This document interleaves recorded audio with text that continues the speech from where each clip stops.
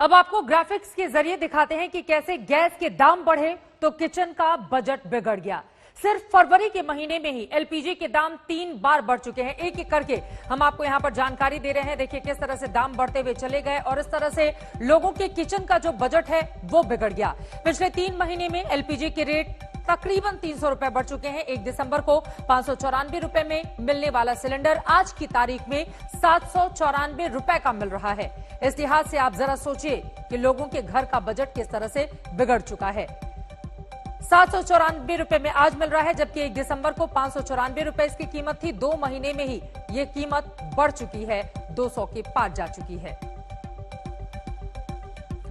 आज ये भी जान लीजिए कि प्याज कैसे आम आदमी को रुलाने के लिए तैयार है। हमने गैस की बात कर ली। अब 10 दिन पहले 20 रुपए किलो जो प्याज मिल रहा था वही अब 50 रुपए से 55 रुपए किलो में, यानी कि प्याज भी अपना ताप दिखा रहा है और लोगों को रुलाने के लिए विवश कर रहा है। ये प्याज की कीमतें इस वक्त मौजूदा वक्त में।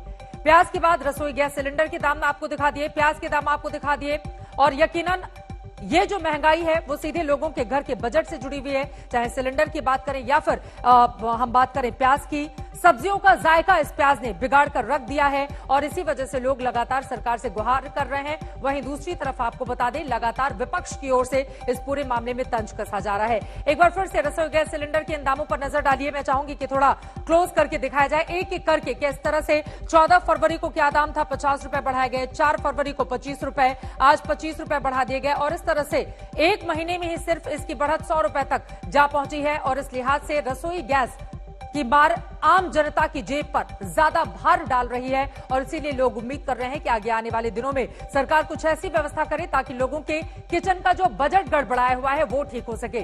क्योंकि इसी महीने सरकार अपना बजट लेकर आई थी, लेकिन आम लोगों का बजट जिस तरह से बिगड़ रहा है उसने लोगों की परेशानी को बढ़ा दिया है। इधर प्याज महंगा हो गया, तेल महंगा हो गया और उधर रेल का सफर भी महंगा हो गया है। महंगाई का एक और बार यह है कि रेलवे ने कम दूरी की ट्रेनों का किराया बढ़ा दिया है। मसलन अब तक अमृतसर से पठानकोट का किराया 25 रुपए का था, मगर अब यह किराया 55 रुपए कर दिया गया है। इसी तरह से कानपुर से फैजाबाद का किराया 20 रुपए से बढ़ाकर 45 रुपए कर दिया गया है। कम दूरी की ट्रेनों का किराया बढ़ा दिया गया है। इस पर सरकार के अपने अलग अलग तर्क हैं, लेकिन यकीनन पैसेंजर ट्रेनों में जिस तरह से इजाफा किया गया है उसने मुश्किलें पैदा कर दी हैं उन यात्रियों के लिए जो इससे सफर करते हैं। अमृतसर से पठानकोट का किराया 25 से बढ़ाकर सीधे 55 रुपए कर दिया गया, यानी कि दुगने से भी ज्यादा कर दिया गया। कानपुर से फैजाबाद का किराया 20 से बढ़ाकर सीधे 45 रुपए, यानी कि सीधे सीधे 25 रुपए की बढ़ोतरी कर दी गई है।